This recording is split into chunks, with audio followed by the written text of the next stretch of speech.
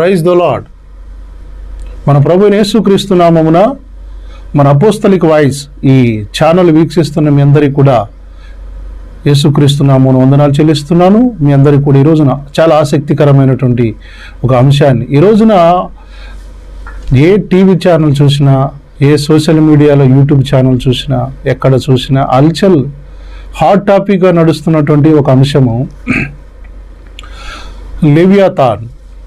లేవియాతాన్ అనేటువంటి ఒక జీవి నిద్రానవస్థలో ఉండి అది మేల్కొన్నదని, అది సముద్రములో అడుగున నివసిస్తూ నిద్రపోతున్నది లేచినది అని ఏ టీవీ ఛానల్ చూసినా, యూట్యూబ్ ఛానల్ అయితే దానికి ఇంకా కాస్త గరంగా వీడియోలు చేస్తూ కాస్త భయభ్రాంతులకు గురి చేస్తున్నటువంటి ఆ వీడియోలన్నీ మీరు చూస్తున్నారు. మరి మీరు చూశారో లేదో మరొకసారి నేను దాని గురించి సవివరంగా బైబిల్ వెలుగులో అసలు ఈ లేవియాతాన్ అంటే ఏంటి, దేవుని సృష్టిలో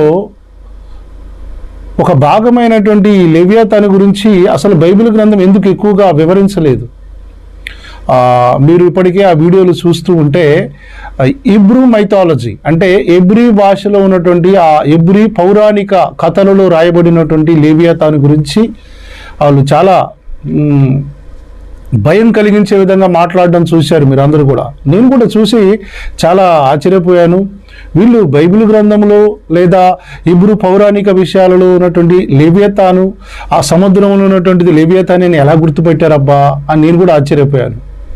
అది ఒక సముద్రములో శాటిలైట్ ఒక పిక్చర్ తీసినదని, ఆ పిక్చర్లో చాలా భారీ సర్పం అంటే పాము రూపంలో ఉన్నటువంటి లేవియాతాను అది లేచి నిద్రలో నుండి మేలుకొన్నదని ఆ వీడియోలలో చూస్తే మనందరికీ తెలుస్తుంది. అది దాని గురించి మీకు అది ఎంతవరకు నిజము అబద్ధము బైబిల్ వెలుగులో భయపెడుతున్నారు కొంతమంది. అది లేచినది, అది 800 మీటర్లు ఉంటుందని ఒకళ్ళు అంటున్నారు, 800 కిలోమీటర్ల పొడుగు ఉంటుందని కొంతమంది.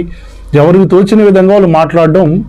నేను ఒక దేవుని సేవకుడిగా, ఒక పాస్టర్గా, ఒక బైబిల్ విద్యార్థిగా, ఒక బైబిల్ బోధించే ఒక బోధకునిగా నేను ఈ విషయాలను కాస్త లెంతీగా ఉన్న పూర్తిగా చూడండి, పూర్తి సమాచారము ఇవ్వడానికి నేను ప్రయత్నం చేస్తాను. ఎందుకంటే దీని గురించి ఇంతవరకు ఏ బైబిల్ బోధకుడు మాట్లాడంగా నేను చూడలేదు, దీని గురించి ఎవరు కూడా మాట్లాడలేదు. కాబట్టి నేను కొంచెం దీన్ని నిశితంగా మీకు వెర్స్ టు వెర్స్ అంటే వివరించడానికి ప్రయత్నం చేస్తాను. అసలు ఈ లేవియాతాన్ గురించి భయపడుతున్నటువంటి ఈ లోకం, అది లేస్తే 800 అడుగుల పొడుగున్నటువంటి లేదా 800 కిలోమీటర్ల పొడుగున్నటువంటి ఈ లేవియాతాన్ ఎటు కదిలితే అటు సముద్రపు తరంగాలు వచ్చి సునామీ వస్తుంది, ప్రళయం వచ్చే అవకాశం ఉందని ప్రకటన చేస్తున్నారు. ఈ మధ్య కాలంలో మెక్సికో దేశంలో సముద్రపు ఒడ్డున ఒక చిన్న చేప పిల్ల, దాన్ని ఏమంటారంటే డూమ్స్ డే ఫిష్ అంటారనమాట. దాన్ని అసలు వాస్తవానికి దాని పేరు ఓర్ ఫిష్ అంటారనమాట. డూమ్స్ డే ఫిష్ ఒడ్డుకొచ్చి అది గిలగిల కొట్టుకోవడం కొంతమంది చూసి దాన్ని మరలా నీళ్ళల్లోనికి వదిలారు. అది దానికి అసలు వాస్తవానికి ఆ చేప కొన్ని వేల అడుగులు అంటే సుమారు 3000 అడుగుల లోతులో నివసిస్తుందట ఆ ఓర్ అనే ఫిష్. దానికి జపాన్లో 2011లో సునామీ వచ్చినప్పుడు ఈ చేపలన్నీ కూడా ఒడ్డుకు వచ్చినట్టుగా అక్కడ ప్రజలు చెప్తారు. అంటే ఒక మాటలో చెప్పాలంటే ఆ చేప ఓర్ ఫిష్ అనే దాన్ని మెసెంజర్ ఆఫ్ గాడ్ అంటే దేవుని యొక్క సందేశంగా గుర్తించేటువంటి చేప ఒడ్డుకొచ్చింది అని ప్రజలు నమ్ముతారు. అలాంటి చేప 2011లో భూకంపానికి రాకముందు జపాన్లో వచ్చిన చేప మరలా ఇప్పుడు వచ్చింది, మెక్సికో దేశంలో కనబడింది. ఇది అది అంత శుభం కాదు, అశుభం, ప్రపంచానికి ఏదో జరగబోతుంది అని నమ్ముతారనమాట ప్రజలు. జపాన్ ప్రజలు కానివ్వండి, కొంతమంది సైంటిస్టులు కూడా దాన్ని డూమ్స్ డే ఫిష్ అంటారనమాట. దాన్ని ఆ డూమ్స్ డే ఫిష్ కనబడిన కొన్ని రోజుల తర్వాత మరలా ఇప్పుడు ఈ లేవియాతాన్ గురించి తెర మీదకి వచ్చింది. అది ఒక శాటిలైట్ ఒక గ్రహం నుంచి తీస్తే భూభాగంలో అంటే సముద్రపు అడుగు నుంచి తల పైకి పెట్టి కనబడుతున్నట్టుగా ఒక లేవియాతాన్ జీవి అంటే భయంకరమైనటువంటి జీవి కనబడటం ఈ రోజున హల్చల్ చేసి మాట్లాడుతున్నారు. ఇది బయటకు వచ్చిందంటే ప్రళయం రాబోతుంది, ఈ ప్రళయం వస్తే జనం అంతా చచ్చిపోతారు అని చెప్పేసి ఇప్పుడు బాగా ప్రాపగండ నడుస్తుంది. వాస్తవానికి లేవియతాన్ అనేటువంటి జీవి బైబిల్లో ఉన్నది, మరియు ఇబ్రూ మైథాలజీ అంటే ఇబ్రూ పౌరాణిక గ్రంథం అయిన తాల్మాండ్ గ్రంథంలో కూడా రాయబడింది దీని గురించి. నాట్ ఓన్లీ లేవియతాన్, దేవుని సృష్టిలో అసలు వాస్తవానికి కొన్ని విషయాలు మనం సుదీర్ఘంగా తెలుసుకోవాల్సిన పరిస్థితి ఉంది. అసలు దేవుడు ఈ పెద్ద జీవరాశులను ఆయన సృష్టించాడు. బైబిల్ గ్రంథంలో వాటి సృష్టి గురించి కూడా రాయబడి ఉంది. దాని గురించి నేను మీకు ఒక వాక్యాన్ని మీకు చూపిస్తాను. కీర్తనల గ్రంథంలో ఈ విషయాలను గురించి రాయబడింది. నేను మీకు చదువుతాను, దయతో మీరు వినండి. అదిగో విశాలమైన మహాసముద్రము, అందులో లెక్కలేనన్ని జలశరములు, దానిలో చిన్నవి పెద్దవి జీవరాశులున్నవి, అందులో వాడలు నడుచుచున్నవి, దానిలో ఆటలాడుటకు నీవు నిర్మించిన మకరములు. దీనినే లెవియాతాన్ అంటే మకరములు అని బహువచనాన్ని వాడాడు. చూశారా మీరు? ఆ మకరము అంటే ఇంగ్లీష్లో ట్రాన్స్లేషన్ ఏంటంటే లేవియాతాన్ అనమాట. లేవియాతాను దీన్ని బైబిల్ ఏమంటుందంటే మకరము అంటుంది. మకరము అంటే పెద్ద సర్పము లేదా మొసలి లాంటి చర్మము కలిగిన జీవి, బహు పెద్దది అనమాట. దేవుడు సృష్టించినటువంటి సృష్టిలో ఈ లేవియాతాను కూడా ఒకటి అని ఒక దేవుని సేవకుడిగా నేను చెప్పదలుచుకున్నాను. ఈ లేవియాతాను జలప్రళయానికి ముందు కూడా ఉన్నది అనేది కొన్ని అపోక్రిఫ గ్రంథాలు చదివితే మనకు తెలుస్తుంది. అపోక్రిఫ గ్రంథాలలో కూడా రాయబడింది. ఎస్పెషల్గా ఇబ్రూ పౌరాణిక గ్రంథమైనటువంటి తాల్మాండ్ గ్రంథాన్ని చదివితే అసలు దేవుని సృష్టిలో 3 పెద్ద జీవరాశులను దేవుడు సృష్టించాడు. అందులో మొట్టమొదటిది లెవియాతాన్ అయితే, రెండోది బెహమత్ అంటే నీటి గుర్రము లేదా ఎద్దు లాంటి స్వరూపము కలిగినది అని అర్థం. నేను మీకు డిస్ప్లే చేస్తాను, కొన్ని ఫోటోలు చూడండి. మూడోది సుజి అంటే సిజి అంటారు అనమాట. SIZI. బెహమత్ అంటే ఎద్దులాగా ఉంటుంది. మూడోది సిజి అంటే పక్షి, భారీ పక్షి అనమాట. అంటే చాలా పెద్ద పక్షి అని రాయబడింది.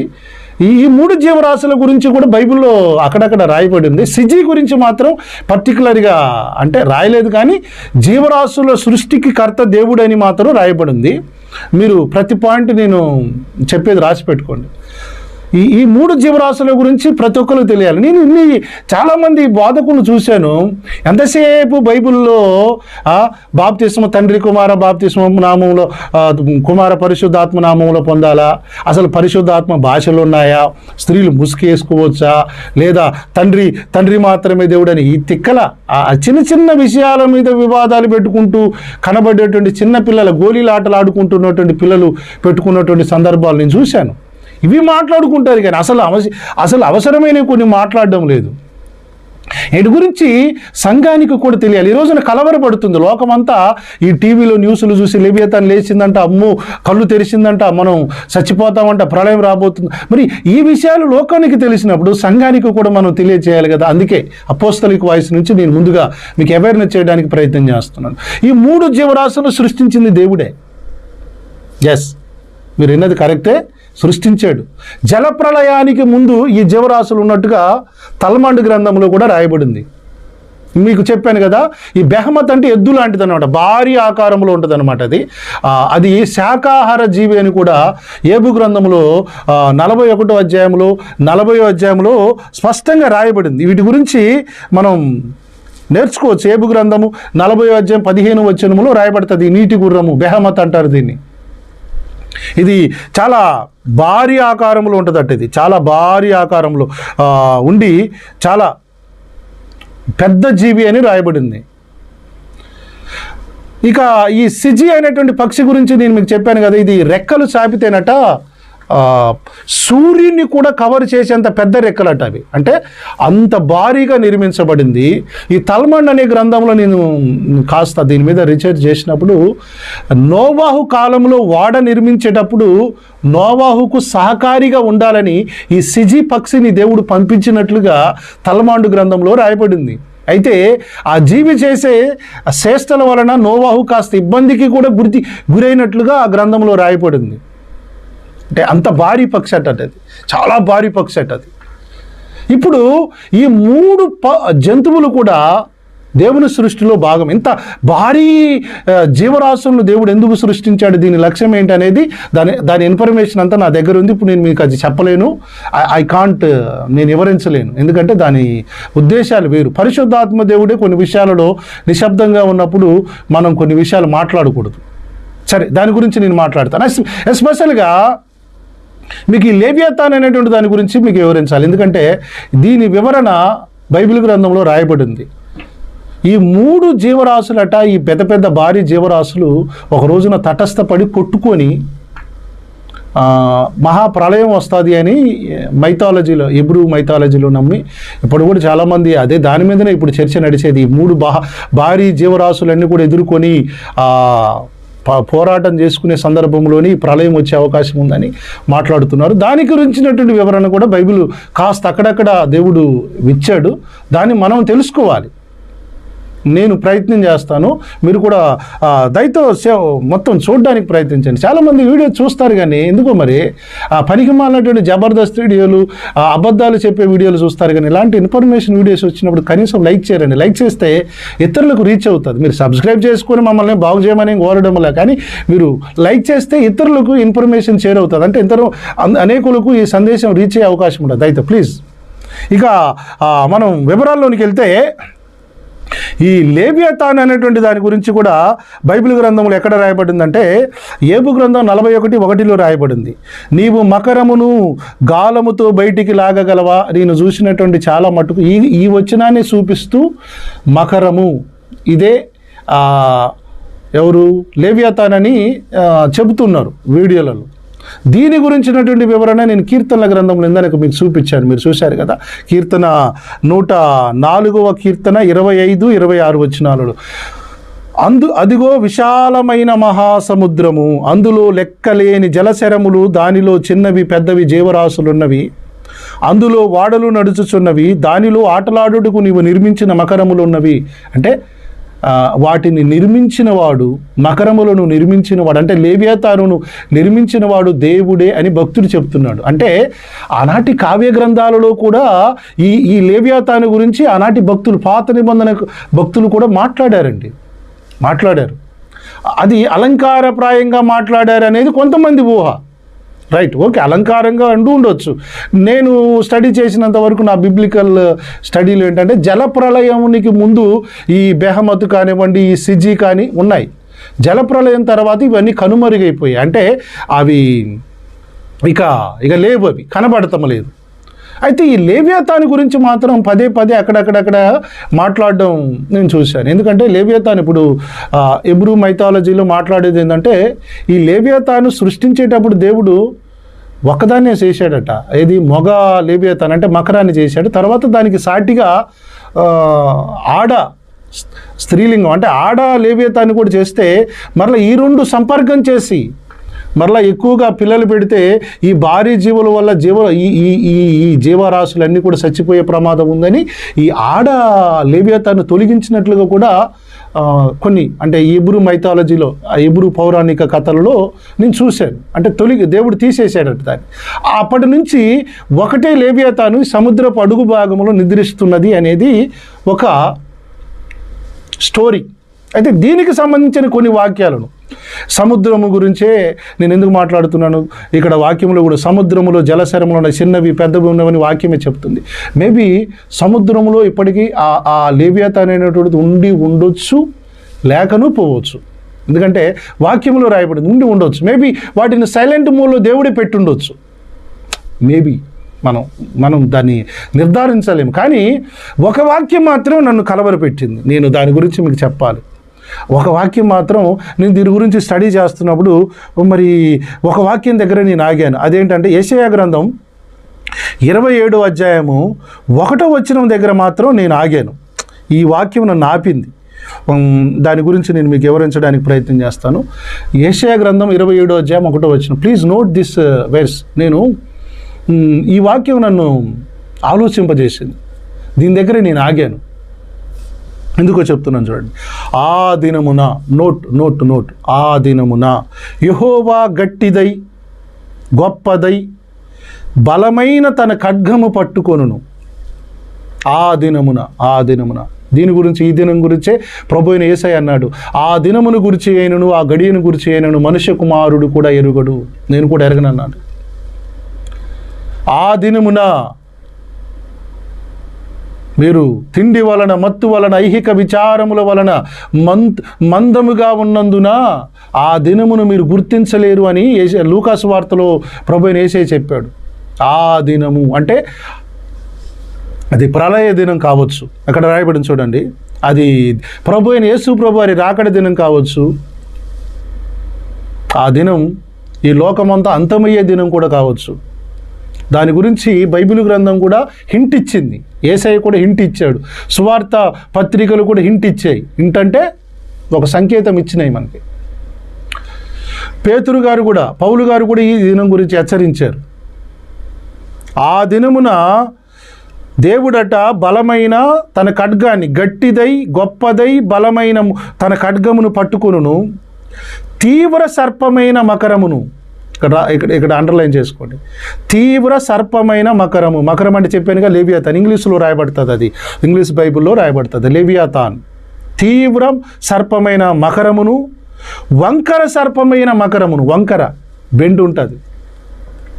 దీన్ని నాకు తెలిసి డ్రాగన్, క్రూర మృగం. ప్రకటన గ్రంథములు సముద్రములో నుండి 7 తలలు కలిగిన క్రూర మృగము వచ్చుట నేను చూసి తిని యోహాను గారు అన్నారు. మేబీ వంకర సర్పమైన మకరమును ఆయన దండించును. అంటే ఇక్కడ వంకర సర్పము డ్రాగన్గా మనం అనుకున్నాము.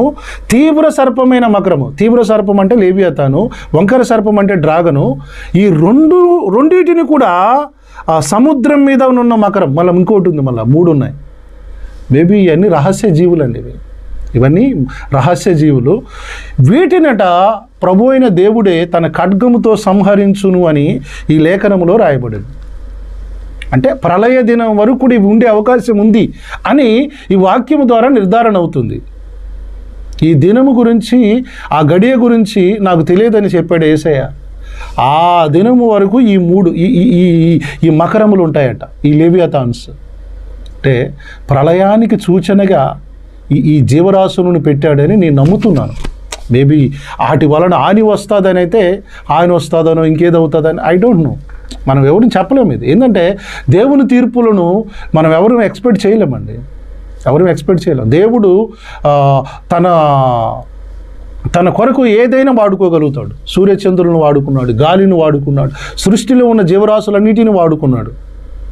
మరి ప్రళయ దినాన మేబీ ఇవి ఏమైనా దేవునికి ఏమైనా ఉపయోగపడతాయేమో, వాటిని ఏమైనా నిద్రాస్థ స్థితిలో ఏమైనా ఉంచాడా, సైలెంట్ మూడ్లో ఉంచాడా అనేది మనం ఆలోచించాలి. దీని గురించి కూడా మనం దేవుని అడగాలి కాస్త. అంటే దీని గురించిన జ్ఞానం మనకు అవసరం. ఈరోజున ఐందవులు, అన్యజనులు, సైంటిస్టులు, ఇంకెవరెవరెవరెవరో వీటి గురించి మాట్లాడుతున్నారు. మనం ఎందుకు దీని గురించి తెలుసుకోకూడదు, దీని గురించి ఎందుకు మాట్లాడకూడదు అనే ఉద్దేశంతో ఈ వీడియో చేస్తున్నాను. ఒక సేవకునిగా నా బాధ్యత ఇది. నేను మాట్లాడాలి, దీని గురించి నేను మాట్లాడాలి కనుక మాట్లాడుతున్నాను.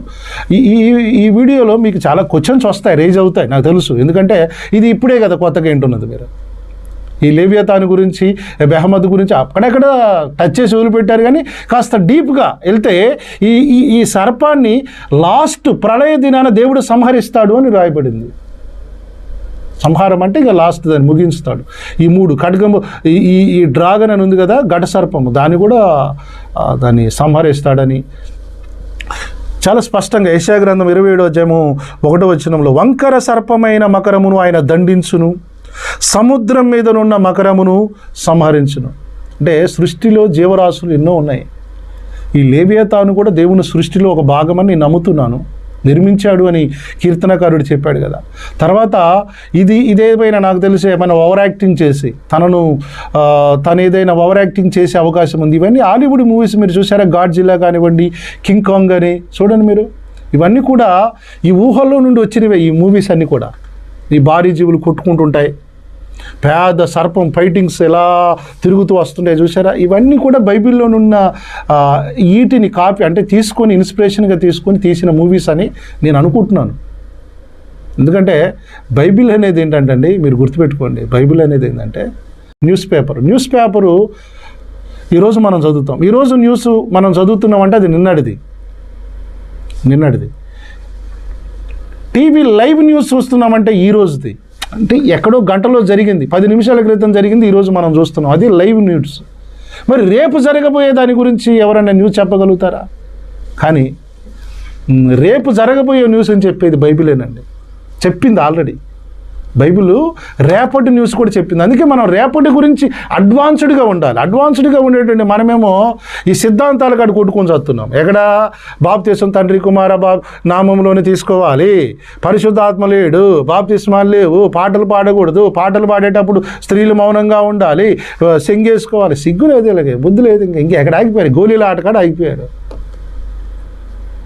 రేపటి న్యూస్ గురించి చెప్పే బైబిల్ పట్టుకొని ఈ చిన్నపిల్లల గోళీలు ఆటలాడుతున్నారు సార్ మన బోధకులు. వీటి గురించి చెప్పండి, వివరించండి. నాకు తెలిసిన ఇన్ఫర్మేషన్ మీకు ఇవ్వడానికి ప్రయత్నం చేశాను. మరింత సమాచారం ఉంది. I have more information about Leviathan. నా దగ్గర నాలెడ్జ్ సంపాదించాను. నేను పెద్ద I'm not a perfect preacher, but I'm trying to learn, gain wisdom. నేను నేర్చుకోవడానికి, దేవుని జ్ఞానాన్ని పెంచుకోవడానికి ప్రయత్నం చేస్తూ నాకు తెలిసిన సమాచారంలో మీకు కొంత ఇవ్వడానికి ప్రయత్నం చేశాను. ఈ వీడియో మీకు ఇన్ఫర్మేషన్గా అనిపిస్తే మీరు ఇతరులకు షేర్ చేయండి. ఈ బెహమత్ గురించి, లెవియథాన్ గురించి, సిజీ గురించి నేను వివరించడానికి మ్యాక్సిమం ట్రై చేస్తాను. ఈ ఛానల్ చూస్తుంటే మీరు మొట్టమొదటిగా సబ్స్క్రైబ్ చేయండి, ఇతరులకు షేర్ చేయండి, లైక్ చేయండి. ముందు లైక్ చేస్తే ఇతరులకు రీచ్ అయ్యే అవకాశం ఉంటుంది. Thank you. God bless you.